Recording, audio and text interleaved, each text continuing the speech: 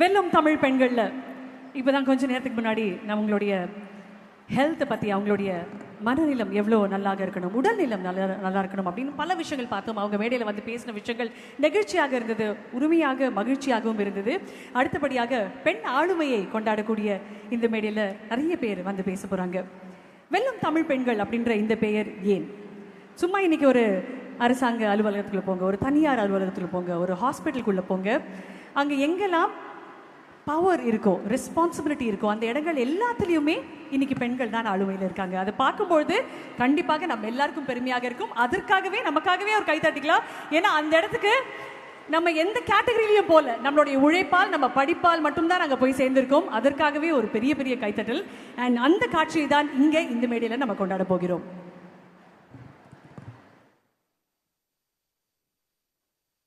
இப்பொழுது இந்த மேடையில் அந்த தமிழ் பெண் ஆளுமைகளை வெல்கம் பண்ண போகிறோம். அத்தனை கவுன்சிலர்ஸ், பஞ்சாயத்து தலைவிகள், அத்தனை நகராட்சி தலைவிகள், ஊராட்சி தலைவர், த சேர்மன், பிரசிடென்ட், பெண் பாசஸ், மேனேஜர்ஸ், டாக்டர்ஸ், இன்ஜினியர்ஸ் அப்படின்னு தமிழ்நாடு பெண்கள் கம்பீரமாக இந்த மேடைக்கு வர போகிறாங்க. ஒரு பெரிய கைத்தட்டல் அவங்களுக்காக கொடுத்துருங்க. வெல்லும் தமிழ் பெண்கள் இந்த மேடையில் வருக வருக.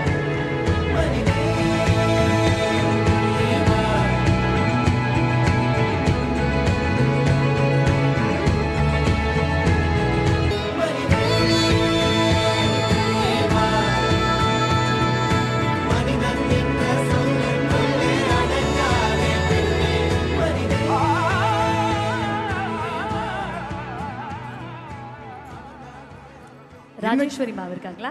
ராஜேஸ்வரி மேம் வணக்கம். பெண் பஞ்சாயத்து தலைவர் சொல்லுங்க. தலைவி சொல்லுங்க மேம். கவுன்சிலர் சொல்லுங்க மேம், சொல்லுங்க. நான் என்னோட பேர் ராஜேஸ்வரி, வத்திராயிருப்பு பேரூராட்சியிலிருந்து வந்திருக்கிறேன். 10வது வார்டோட முதல் பெண் கவுன்சிலர் நான் என்பதில் சந்தோஷப்படுறேன், ரொம்ப சந்தோஷப்படுறேன். அந்த வெற்றி கிடைக்கும் போது எனக்கு அப்படி ஒரு ஆனந்தமாக இருந்தது. என்ன சொல்கிறது, வெளியில் வெற்றி வேட்பாளர் ராஜேஸ்வரி அப்படின்னு சொல்லும்போது வெளியில் படியை விட்டு கீழே இறங்கும்போது போலீஸ் கார்டு வந்து, இல்லை மேடம் உங்களை நாங்கள் தனியாக அனுப்ப முடியாது மேடம்னு சொன்னாங்க. நான் ஒரு 12ஆம் வகுப்பு வரைக்கும் தான் படிச்சிருக்கிறேன். என்னை மேடம்னு சொன்னது ஒரு புதுசாக ஒரு எக்ஸ்பீரியன்ஸ். அப்படி ஒரு சந்தோஷம் இருந்தது. மேடம்னு சொல்லும்போது யாரையோ கூப்பிட்றாங்க அப்படின்னு சொல்லி நான் திரும்பி பார்த்தேன். என்னோட வீட்டுக்காரு, உன்னதாம்மா கூப்பிட்றாங்க, உனக்கு தான் ரெஸ்பான்ஸ் கொடுக்குறாங்க, என்னன்னு கேளு அப்படின்னாங்க. மேடம் உங்களை நாங்கள் தான் உங்கள் இருப்பிடம் வரைக்கும் கொண்டு போய் விடுவோம், நீங்கள் எங்களோட தான் வரணும் அப்படின்றத அவங்க சொன்னாங்க. இல்லை சார் நான் என்னோடய வீட்டுக்காரோடய போகிறேன் அப்படிங்கும்போது, இல்லை மேடம் இது எங்களோட கடமை, நாங்கள் உங்களை கொண்டு போய் உங்கள் வார்டிலே கொண்டு போய் நாங்கள் விடணும் அப்படின்றத சொன்னாங்க. என்னையும் அவரையும் சேர்த்து கொண்டு போய் விடும்போது அங்கே இருக்க வரவேற்புங்கிறதே வேறு மாதிரி இருந்துச்சுங்க. முன்னாடி என்னோட அப்பாவை வச்சு என்ன அடையாளப்படுத்துவாங்க. எங்கள் அப்பா எக்ஸ் சர்வீஸ்மேன், அவரோட பொண்ணாக தான் என்ன சொல்லியிருக்கிறாங்க. இப்போ எங்கள் அப்பாவை 10வது வார்டோட கவுன்சிலரோட அப்பா அப்படின்னு இப்போ எங்கள் அப்பாவை அடையாளப்படுத்திக்கிட்டு இருக்காங்க. என்னோட அப்பாவை அவரை அடையாளப்படுத்திக்கிட்டு இருக்காங்க. என் பொண்ணுங்க போனாலுமே எங்கேயாவது போயிட்டு இருந்தாலுமே கவுன்சிலரோட பொண்ணு போகுதுங்க, 2 பேர் போகிறாங்க பாருங்க அப்படின்னு தான் சொல்லுவாங்க. அது எனக்கு ரொம்ப பெருமையாக இருக்குது. இது எனக்கு வித்தியாசமான அனுபவமாகவும் இருக்குது. ஒரு பெண் அரசியலுக்குள்ள வரும்போது என்ன மாற்றம் நிகழும்னா இந்த மாற்றம் தான் நிகழும். பெரிய அங்கீகாரம், சமூக அங்கீகாரம் கிடைக்கிறது. எனக்கு கிடைச்ச அங்கீகாரமா நினைக்கல, இங்க இருக்க அத்தனை பேருக்கும் கிடைச்ச அங்கீகாரமா நான் நினைக்கிறேன். Madam thank you madam. Sathya ma'am சொல்லுங்க. என் பேர் சத்யா மேடம். நான் நகரமன்ற உறுப்பினர், நெல்லிக்குப்பை நகராட்சி. நான் வந்து ஒரு சாதாரண குடும்பத்தில் இருந்து தான் நான் வந்தேன். எனக்கும் வந்து சில கனவுகள், லட்சியங்கள் அந்த மாதிரி இருந்தது. ஆனால் என்னுடைய ஏழ்மை நிலை வந்து அதுக்கு எல்லாமே முற்றுப்புள்ளி வச்சிருச்சு. ஆனால் எனக்கு திருமண வாழ்க்கை வந்து சிறப்பாக அமைஞ்சுது. அந்த கனவுக்கோ லட்சியத்துக்கோ என்னுடைய கணவர் வந்து உயிர் கொடுத்தாரு. நான் அதுக்கப்புறம் என்னை வந்து ஒரு சுய உதவி குழு ஆரம்பிக்க சொன்னாங்க. 2003 நான் ஒரு சுய உதவி குழு ஆரம்பித்தேன். மக்களை போய் நான் கூப்பிட்றதுக்குள்ளேயே வந்து எனக்கு பெரிய விஷயமாயிடுச்சு. வெளியில் வரமாட்டேன்ட்டாங்க. அப்புறம் ஒவ்வொருத்தவங்களாம் போய் பேசி அவங்கள அழைச்சிட்டு வந்து ஒரு குழுவாக ஃபார்ம் பண்ணி இன்றைக்கி என்னுடைய தெருவே பார்த்தாக்கா மகளிர் சுய உதவி குழு உறுப்பினர் தான் அத்தனை பேருமே இருக்கிறாங்க. அந்த நிலையை நான் உருவாக்கினேன். இப்போ அடுத்து பார்த்தீங்கன்னாக்கா அது வந்து அடுத்து நான் செயல்பட்டது என்ன அப்படின்னு சொன்னாக்கா, எனக்கு வந்து நகரமன்ற உறுப்பினர் ஆகணும் ஒரு லட்சியம் இருந்தது. அப்போ வந்து அதை என்னுடைய கணவர்கிட்ட போய் நான் சொன்னேன். நான் அப்போ அவங்க என்ன சொல்லிட்டாங்க, நம்மளால முடியாதுமா, அதை செயல்படுத்த முடியாது, ஏங்க அதை மாதிரி சொல்கிறீங்க அப்படின்னு சொல்லி நான் கேட்குறேன். அப்போ சொன்னாங்க, நம்மளுடைய கம்யூனிட்டின்னு பார்த்தாக்கா நம்ம 4 பேர் தான் இருக்கோம், ஜாதி அடிப்படையெல்லாம் இருக்குது, அது மூலியமாக தான் நம்ம வர முடியும் அப்படின்னு சொல்லிட்டாங்க. சரி, அதுக்கப்புறம் நம்ம என்ன செய்யலாம் அப்படின்ற ஒரு யோசனை வந்தது. அப்போ வந்து கவுன்சிலர் பதவி இல்லை, இந்த ஊராட்சி அமைப்பு இல்லாமல் இருந்தது. அதை வந்து எனக்கு நான் சாதகமாக நான் பயன்படுத்திக்க ஆரம்பித்தேன். நான் நேரடியாக மக்களை போய் சந்திக்க ஆரம்பித்தேன். மக்களுடைய குறைகளை என்னன்றதெல்லாம் நான் ஒரு சர்வே மாதிரி நோட் புக் போட்டு நோட் பண்ண ஆரம்பித்தேன். எங்கள் ஊர் கமிஷனர்கிட்ட போயிட்டு ஒரு மனுவை கொடுக்க ஆரம்பித்தேன். மக்களுக்கு தேவையான அந்த ஸ்ட்ரீட் லைட்டு, ட்ரைனேஜ் கிளீனிங், கொசு மருந்து அடிக்கிறது, இதெல்லாம் வந்து அந்த சமயம் கவுன்சிலர் இல்லாத அப்போது நான் அதை வந்து செயல்படுத்த ஆரம்பித்தேன் ஒரு மகளிர் குழு தலைவியாக. அதுவே எனக்கு வந்து மக்கள்கிட்ட வந்து ஒரு ஈடுபாடு கொடுக்க ஆரம்பிச்சது. அதுக்கப்புறம் எலெக்ஷன் வந்தது. அந்த டைம் நான் என் கணவர்கிட்ட போய் சொன்னேன், நான் வந்து மக்களோட மக்களாக நின்னேங்க, எனக்கு மக்கள் சப்போர்ட் இருக்கே, நான் நிற்கணும் அப்படின்னு சொல்லிட்டு. சரின்னு சொல்லிட்டு என்னோட ஹஸ்பண்ட் வந்து சரி சப்போர்ட் பண்ணாங்க. நான் எலெக்ஷனில் நின்னேன். எலெக்ஷன் வந்து எனக்கு ஒரு பெரிய சவாலாக இருந்தது. நான் ஜெயிப்பனான்ற மாதிரி இருந்தது. அவ்வளோ இடைஞ்சல்கள் இருந்தது, அவ்வளோ துன்புறுகள், அவ்வளோ இன்னல்களை நான் சந்தித்தேன். என் கூட இருந்தது சுய உதவி குழு பெண்கள் 18 பேர் மட்டும்தான் என் கூட இருந்தாங்க. ஒவ்வொரு நாளும் 2 பேராக குறைஞ்சு போயிடுவாங்க. வந்து மிரட்டுறது, அவங்கள பயமுறுத்துறது, 2 பேராக குறைஞ்சாங்க. கடைசி நேரத்தில் 2 பெண்கள் மட்டும்தான் என் கூட இருந்தாங்க. எலெக்ஷன் சந்தித்தேன். ரிசல்ட்டுக்காக போகிறோம், ரிசல்ட் வருது. அந்த நேரத்தில் போயிட்டுருக்கோம். போகும்போது என் கணவர் வண்டியில் வான்னு கூப்பிட்றாரு. நான் வண்டியில் வரல அப்படின்னுட்டு எனக்கு மனநிலையே சரியில்லை. அந்த நேரத்தில் நடந்தே நான் போயிட்டுருக்கிறேன். ரிசல்ட்டு பூத்து உள்ளே போகிறோம், கவுண்டிங் பண்ணுறாங்க. பண்ணனது மிஷின் ஓபன் பண்றாங்க. பண்ணனதும் பார்த்தாக்கா அள்ளி கொடுத்தாங்க அந்த பெண்கள் அந்த ஓட்டை. எனக்கு ரொம்ப சந்தோஷமா இருந்தது. எனக்கு வந்து வெற்றி வாய்ப்பை கொடுத்த என்னுடைய வார்டு பெண்களுக்கு நான் ரொம்ப கடமைப்பட்டிருக்கேன். என்னைக்குமே உங்களுக்கு நான் விசுவாசமா இருக்கணும்ன்றதான் என்னுடைய எண்ணம். தேங்க்யூ. ஆக்சுவலாக பெண்களுக்கு ஏன் அதிகாரம் போகணுங்கிறதுக்கு இது மற்றும் ஒரு சாட்சி.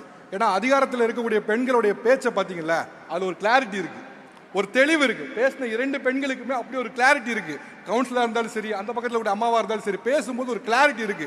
நான் என்ன செய்கிறேன், இந்த மக்கள் எனக்கு என்ன செஞ்சிருக்காங்க, இந்த மக்கள் எனக்கு கொடுத்துருக்கூடிய வேலை என்ன, மக்கள் எனக்கு கொடுத்துருக்கூடிய பதவி என்னன்னு உணர்ந்த அந்த கிளாரிட்டி இருக்குல்ல, பிரம்மாண்டம். என்னால் சொல்ல வார்த்தைகளே இல்லைம்மா அந்த கிளாரிட்டி. அண்ட் இன்னொரு விஷயம் என்னன்னா, இன்னும் பொது புத்தியில் பொது கருத்தா ஒன்று இருக்கும். என்னன்னா, எந்த ஊரில் யார் பிரதானமான கூட்டமாக இருக்காங்களோ அவர்கள் தான் ஜெயிக்க முடியும், அவங்க தான் ஆட்சி அமைக்க முடியும்னு. நெவர். இந்த அம்மா அதுக்கு ஒரு சாட்சி. இதுதான் தமிழ்நாடு ஆக்சுவலாக ஒரு மாடல். தமிழ்நாடு கிரியேட் பண்ண ஒரு மாடலில் இது ஒன்று. யார் பிரதானமாக இருந்தாலும் சரி, யார் பிரதானமாக இல்லாலும் சரி, மக்களுக்காக செய்ய முடியும் அப்படின்னா அவர்களை தமிழ்நாடு தேர்வு செய்யும். நன்றிமா, thank you so much. And Isreen Begum. அஸ்ஸலாமு அலைக்கும் வரஹ்மத்துல்லாஹி பரக்காத்துஹு.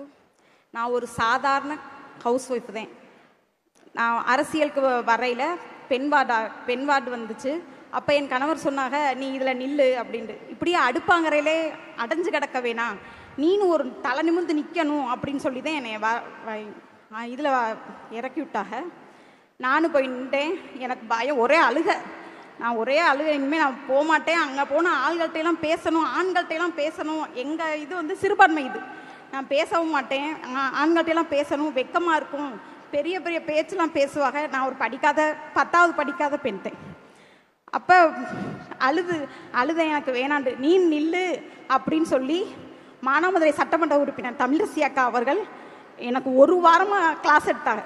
நீ நில்லு, முதல்வர் அவ்வளவு திட்டங்கள் செஞ்சுருக்காக, நீ நிற்கணும், நீனும் வெளியே கொண்டு வரணும் அப்படின்னு எல்லாம் சொல்லி என்னை நிற்க வச்சு இப்போ தன்னால் நானே எல்லாமே செய்கிறேன். தன்னால் எங்கள் வீட்டுக்காரங்க இதுக்கு ஒரு சப்போர்ட்டிவ்.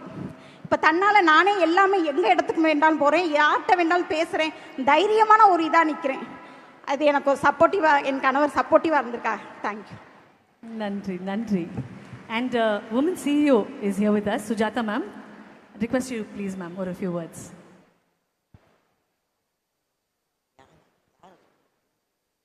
நவீன அலுவலகங்கள்லையுமே பெண் அதிகாரம் இருக்கு. New age offices, new work ஸ்பேசஸில் a few words ma'am. வணக்கம். நான் வந்து எல்லாரும் சொல்கிற மாதிரி திருவாரூரில் அரசு மருத்துவமனையில் பிறந்த ஒரு ஆள்.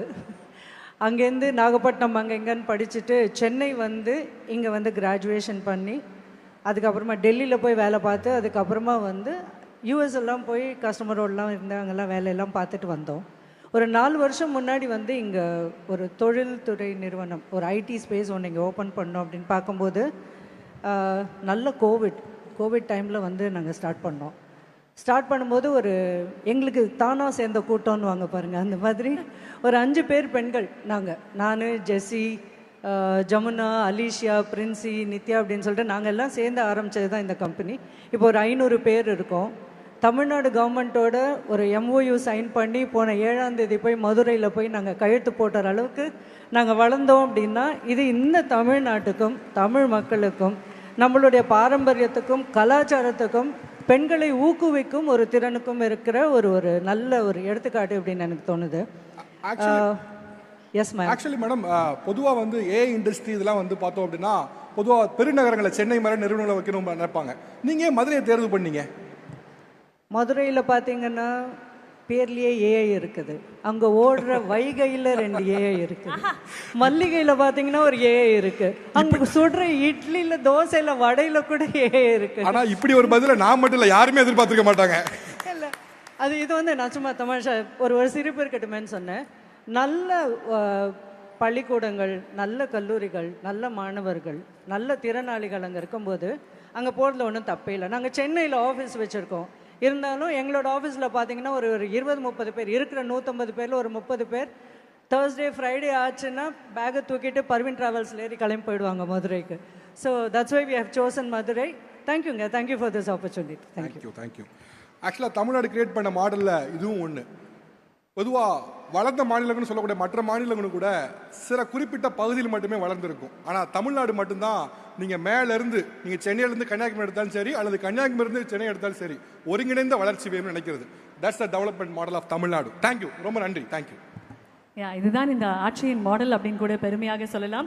இன்ஃபேக்ட் ஆல்சோ இந்த தருணத்தில் பிரியா மேம் உங்களுடைய மிகப்பெரிய ஃபேன். சென்னையோடைய மேயராக நீங்கள் நிறைய ஆங்கில செய்திகளில் அப்படி வச்சு வளாசுவீங்கல்ல, அதுக்கே நான் ஒரு பெரிய ஃபேன் மேம் உங்களுக்கு.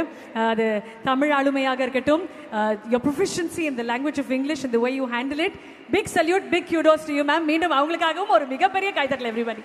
Thank you ma'am. ஆர் மேயர் அப்படின்னு நாங்கள் பெருமையாக சொல்லக்கூடிய பிரியா மேமுக்கு ஒரு பெரிய salute ma'am. Thank you so much for being a whole inspiration for us. Thank you. அடுத்ததாக வெல்லும் தமிழ் பெண்கள் இந்த நிகழ்வில் முக்கியமான சிறப்பு விருந்தினர் ஒருவரை அழைக்க இருக்கோம். ஒருவர் பொதுவாக பெண்களுக்கு எதுக்கு கல்வி, இவ்வளோ தூரத்துக்கு மேலே படிக்கணுமா, பெண் பிள்ளைகள் தானே, படிக்க வேண்டிய அவசியம் இல்லை அப்படின்லாம் சொல்லப்பட்ட சமூகத்திலிருந்து இன்னைக்கு நாம் எல்லாரும் வியந்து பார்க்கக்கூடிய ஒன்று ராக்கெட் சயின்ஸ். அப்படி ராக்கெட் சயின்ஸில் தமிழ்நாட்டு பெண்கள் ஏராளம் பேர் வேலை பார்க்குறாங்க. அதுலேயும் இப்போ நாம் அழைக்க இருக்கக்கூடிய இந்த விருந்தினர் வந்து அந்த ராக்கெட் சயின்ஸில் தலைமை பதவியில் இருக்காங்க. இட்ஸ் நன் அதர் தேன் திருமிகு நிகார் ஷாஜி. Please madam.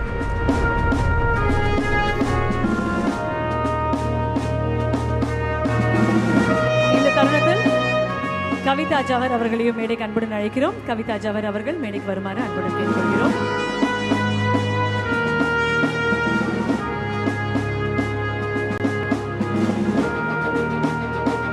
திறமைமிக்க பேச்சாளர் அவர்கள், I'm going to request you to please join us. Major general Ignatius Flora அவர்களையும் மேடைக்கு அன்புடன் அழைக்கிறோம்.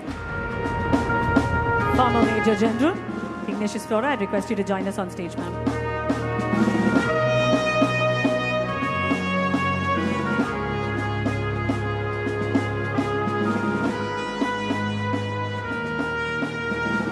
Once a Major General, always a Major General.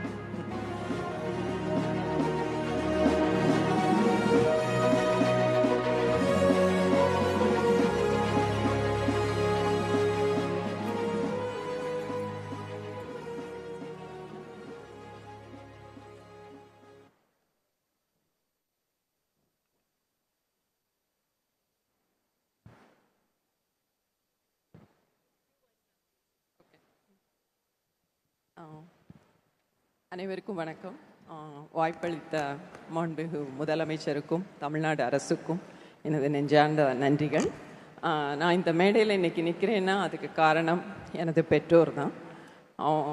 எனக்கு ஒரு மகிழ்ச்சியான குழந்தை பருவத்தையும் ஆண் பெண் பேதமின்றி இணையான வாய்ப்புகளையும் தன்னம்பிக்கையும் கொடுத்தது எனது பெற்றோர் தான். இந்த தடைகளை தகர்த்தெறிய தன்னம்பிக்கை ரொம்ப ரொம்ப அவசியம். என்னுடைய பள்ளி கல்லூரி படிப்பு அனைத்துமே அரசு பள்ளியிலும் அரசு கல்லூரியிலும் தான். பட் வந்து அரசு பள்ளிகளையும் அரசு கல்லூரியிலேயும் ஒரு முக்கியமான ஒரு எங்கும் கிடைக்காத ஒன்று கிடைத்தது என்றால் அது கல்வி சுதந்திரம், கற்றல் சுதந்திரம். ஸோ அதை வந்து நம்ம எப்படி கையாளுறோங்கிறது நம்ம கையில் இருக்குது. செவ்வனை கையாண்டல் வெற்றி வாய்ப்புகள் ஏராளம். அதுவும் இல்லாமல் நம்ம எந்த துறைக்கு போனாலும் அந்த துறையில் நம்மளோட திறமைகளை வளர்த்துக்கிட்டு அந்த துறையின் ஒரு ஆளுமையாக திகழ்ந்தோமெனில் நம்மளோட தடைகள் தானாகவே அகலும்.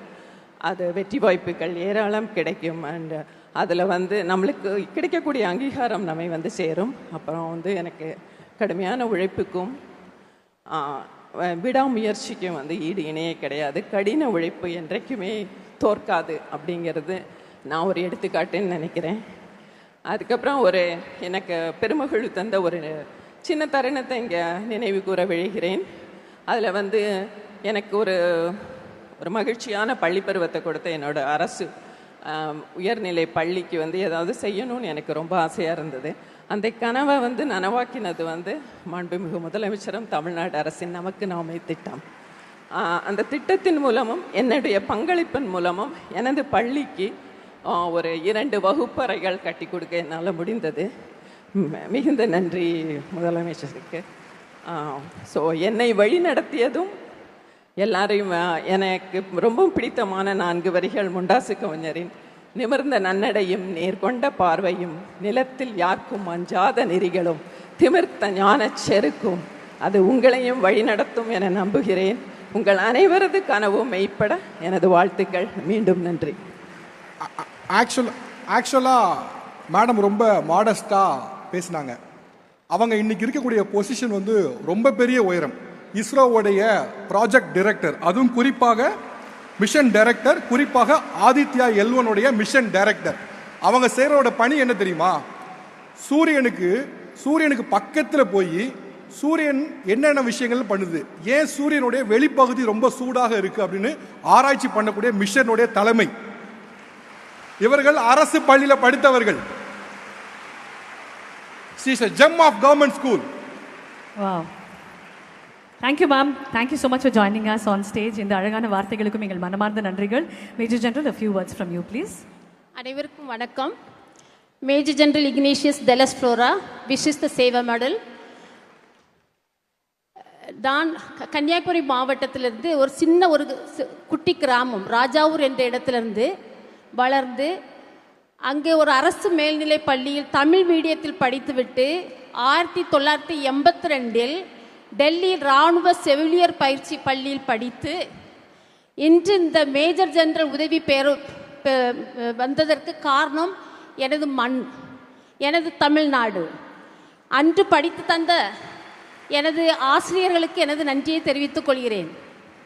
நிச்சயமாக நான் நினைக்கவே இல்லை. 1982 டிசம்பர் 29 டெல்லிக்கு நான் போகும்பொழுது பயங்கர குளிர், வீட்டை விட்டு வெளியே போனவள் இல்லை. ஆனால் 12ஆம் கிளாஸ் படித்து முடித்த உடனே டெல்லிக்கு போய் அந்த குளிரையும் தாங்கி தமிழ் மீடியத்தில் படித்தவள். ஹிந்தி தெரியாது, இங்கிலீஷ் தெரியாது. அந்த ஒரு லாங்குவேஜை வைத்தே நான் கஷ்டப்பட்டு படித்து 2023 மேஜர் ஜெனரலாக பதவியேற்றேன் சென்னை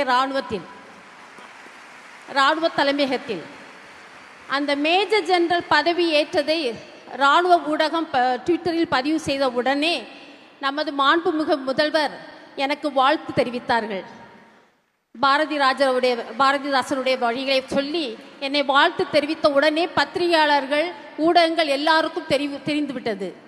அதன் மூலமாகத்தான் நான் இந்த வெளிச்சத்திற்கு வந்தேன் தவிர அதனால் வேறு யாராலும் என்ன யார் மேஜர் ஜெனரல் டெலஸ் ஃப்ளோரான்னு யாருக்கும் தெரியாது.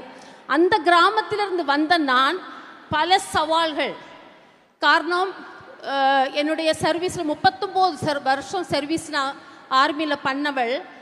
ஒரு இடத்துலேருந்து இன்னொரு இடம் பிள்ளைகளையும் நானும் என்னுடைய கணவர் சென்னையில் வேலை பார்த்ததுனால என்னோடு ஜாயின் பண்ண முடியாமல் எல்லா கஷ்டங்களையும் 2 குழந்தைகளை வைத்துக்கொண்டு transfer every 2 years to 3 years transfer, அப்படி 18 19 இடங்கள் டிரான்ஸ்ஃபர் ஆகி இந்த நிலைமைக்கு வருவேன்னு நிச்சயம் நான் நினைக்கவில்லை. இதற்கு காரணம் என்னுடைய உழைப்பு, தன்னம்பிக்கை அண்ட் சவால்களை எதிர்த்து கொள்ளக்கூடிய சக்தி. வாழ்த்துக்கள் வாழ்த்துக்கள். அது முக்கியமாக எனக்கு தெரியும், அனைத்து மகளிர்கள் அங்கே இருக்கும் அனைத்து மகளிர்களுக்கும் சவால்களை எதிர்த்து கொள்ளக்கூடிய சக்தி உங்களுக்கு உண்டு. அதற்கு நமது முதல்வர் நிறைய திட்டங்களை வைத்திருக்கிறார்கள். Thank you thank you. அன்று நம் வீட்டில் இருந்தோம், இன்று நம் வெளியில் இருக்கிறோம். வெளியில் இருந்து என்னை போல நீங்களும் ஒவ்வொருவரும் வீட்டை விட்டு வெளியே வந்து நீங்களும் என்னை போல் ஆக வேண்டும் என்பது எனது ஆசை. வாழ்த்துக்கள். நன்றி. நன்றி madam. Thank you thank you thank you so much. Kavitha ma'am. அனைவருக்கும் அன்பான வணக்கங்கள். இப்போ இந்த மேடையில் ஒருத்தங்க சொன்னாங்க, 12ஆம் வகுப்பு கூட முடிக்காத என்னைய ஒரு பெரிய காவல்துறை அதிகாரி மேடம் அப்படின்னு சொன்னாங்க அப்படின்ட்டு. பொதுவாக ஒரு கேள்வி இங்கே திரும்ப திரும்ப கேட்கப்பட்டு கொண்டே இருக்கிறது. இந்த திராவிடம் பெண்களுக்கு என்ன செஞ்சது, இந்த திராவிட மாடல் அரசு பெண்களுக்கு என்ன செஞ்சது அப்படின்ற ஒரு கேள்வி திரும்ப திரும்ப வந்துட்டே இருக்குது. அவங்களுக்கு நாம் சொல்கிற ஒரே பதில் இதுதான்: பொம்பளை பிள்ளை வீட்டை விட்டு வெளியில் வரக்கூடாது, பொம்பளை பிள்ளைங்க ரொம்ப படிக்கக்கூடாது, பொம்பளை பிள்ளைங்க மேடையில் ஏறி ஆண்களுக்கு சமமாக பேசக்கூடாது அப்படிங்கிற தடைகளை எல்லாம் உடைச்சி பொம்பளை பிள்ளைங்க அப்படிங்கிற இடத்துல மேடம்ங்கிற ஒரு வார்த்தையை சேர்த்தது தான் இந்த திராவிடம் செய்த ஒரே சாதனை. நான் விருதுநகர் மாவட்டத்திலேருந்து வர்றேன். எங்கள் மாவட்டத்தை சேர்ந்த எழுத்தாளர் எஸ்ரா ஒரு பதிவு எழுதியிருந்தார், அதை இங்கே சொல்லணும்னு ஆசைப்படுறேன். அவர் கல்லூரி படிக்கும்போது அவருடைய நண்பர் வீட்டுக்கு போயிருக்கிறார். அந்த நண்பனுடைய அம்மா இவர்கிட்ட பேசும்போது சொல்லியிருக்கிறார், தம்பி ஒரு 10 ரூபாய்ங்கிறதோடைய மதிப்பு என்னப்பா அப்படின்னு கேட்டிருக்கிறார். இவர் சொல்லியிருக்கிறார், 10 ரூபாயோடைய மதிப்பு என்னம்மா, 10 ரூபாய் தானே அப்படின்னு இருக்கிறார். இல்லைப்பா, எனக்கு கிடைச்ச ஒரு 10 ரூபாயோடைய மதிப்புங்கிறது பல லட்சங்களுக்கு சமம் அப்படின்னு சொல்லிட்டு அவங்க ஒரு சம்பவம் சொல்லியிருக்கிறாங்க. நான் ஒரு 25-30 வருஷத்துக்கு முன்னாடி இந்த வீட்டுக்கு கல்யாணம் ஆகி வரும்போது ஒரு கிராமத்து பொண்ணா, வெள்ளந்தியான பொண்ணா வந்தேன். இது ஒரு பெரிய குடும்பம், கூட்டு குடும்பம். ஆளாளுக்கு என்னை திட்டிக்கிட்டே இருப்பாங்க, ஆளாளுக்கு அறிவுரை சொல்லிகிட்டே இருப்பாங்க, யாராச்சும் என்னை வேலை ஏவிக்கிட்டே இருப்பாங்க. எனக்கு ஒரு மாதம் இங்கே இருக்கவங்களே மூச்சு முட்டி போயிடுச்சு, ரொம்ப திணறிட்டேன். எங்கள் அப்பாவுக்கு ஒரு கடிதம் எழுதுனேன், அப்பா என்னை எப்படியாவது வந்து கூட்டு போயிருங்கப்பா, என்னால் இங்கே இருக்க முடியல அப்படின்ட்டு. உடனே எங்கள் அப்பா வந்துட்டு என்கிட்ட பேசிகிட்டு இருந்துட்டு, அம்மா இது உன்னுடைய வீடு தான்மா, இங்கே இருக்கிறவங்க எல்லாருமே உனக்கு சொந்தக்காரங்க தான், நீ இங்கே உரிமையாக இருக்கலாம், உன்னால் முடிஞ்ச அளவு நீ சமாளிச்சு பாரு, உன்னால் முடியலைன்னா அப்படின்னு சொல்லிட்டு ஒரு 10 ரூபாயை தன் மகள் கையில் கொடுத்துட்டு, இந்த 10 ரூபாய் நம்ம ஊருக்கு வர்றதுக்கான பஸ் சார்ஜ், நீ கிளம்பி வந்துரு, உனக்கு அப்பா இருக்கிறேன் அப்படின்னு சொல்லிட்டு போயிட்டாராம். அந்த 10 ரூபாய் என் கையில் கிடைச்ச உடனே எனக்கு ஒரு புது பலம் வந்த மாதிரி இருந்தது. அதை என் முந்தியில் நான் முடிஞ்சிட்டு மறுநாளில் இருந்து இந்த வீட்டில் நானும் ஒருத்தி, எனக்கு உங்களுக்கு இருக்கிற உரிமை இருக்குன்னு எல்லாரோடையும் சகஜமாக பழக ஆரம்பித்தேன். இந்த 30 வருஷத்தில் இந்த குடும்பம் தலை நிமிர்ந்து நின்றுருக்குன்னா அதுக்கு நானும் ஒரு காரணம். இன்னைக்கு நான் தான் அந்த குடும்பத்தின் முக்கியமான ஆணிவேர் அப்படின்னு சொல்லிட்டு, அதுக்கு காரணம் எங்கள் அப்பா எனக்கு கொடுத்த 10 ரூபாய் அப்படின்னார். இன்னைக்கு இந்த மேடையிலே நிறைய பெண்கள் விடியல் பஸ் பயணமாக இருக்கட்டும், படிக்கிற பிள்ளைகளுக்கு 1000 ரூபாய் உதவித்தொகையாக இருக்கட்டும், இல்லத்தரசிகளுக்கு 1000 ரூபாய் உரிமை தொகையாக இருக்கலாம், அது வெளியிலிருந்து பார்க்குறவங்களுக்கு ஒரு சிறிய தொகையாக இருக்கலாம். ஆனால் ஒரு அப்பா மகனுக்கு நிறைய பணம் கொடுப்பார். அந்த பணத்துக்கு என்ன வடிவம் எனக்கு தெரில, ஆனால் அப்பா மகளுக்கு கொடுக்குற ஒவ்வொரு பணத்துக்கும் ஒரு வடிவம் இருக்கிறது. இது என்னுடைய பணம், நான் என் சொந்த காலில் நான் நிற்கிறேங்கிற சுய மரியாதையின் வடிவம் அது. என் தேவையை நானே செஞ்சுக்கிருவேன் அப்படிங்கிற மன எழுச்சியின் வடிவம் அது. எங்கள் அப்பா எனக்காக தந்தது, இது என்னுடையது என்கின்ற உரிமையின் மறு வடிவம் அது. இங்கே ஒரு தகப்பன் ஸ்தானத்தில் இருந்து தன்னுடைய தமிழ் பெண்களுக்கு மாதா மாதம் அப்பா இருக்கிறேன் என்கின்ற மன தைரியத்தை, மன எழுச்சியை, மன துணிச்சலை தந்து கொண்டிருக்கிற நம்முடைய மாண்புமிகு முதல்வர் அவர்களுக்கும் மாண்புமிகு துணை முதல்வர் அவர்களுக்கும் ஒட்டுமொத்த தமிழ்நாட்டு பெண்களின் சார்பாகவும் நன்றிகளையும் வணக்கங்களையும் தெரிவித்துக் கொள்கிறேன். நன்றி. நன்றி நன்றி கவிதம்மா, தேங்க்யூ ஸோ மச். தேங்க்யூ. நீங்கள் அதை சொன்னீங்கல்ல, அந்த பெண் குழந்தை வெளில போகக்கூடாதுன்ற குழந்தையை பார்த்து மேடம் வாங்க நாங்கள் தான் உங்களை கூட்டிகிட்டு போவோன்னு, அதுதான் இந்த திராவிட மாடலின் சக்ஸஸ். மீண்டும் மனமார்ந்த நன்றிகள். Thank you so much. Thank you very very much. உடனுக்குடன் செய்திகளை தெரிந்து கொள்ள சன் நியூஸ் பெல் ஐகானை கிளிக் பண்ணுங்க.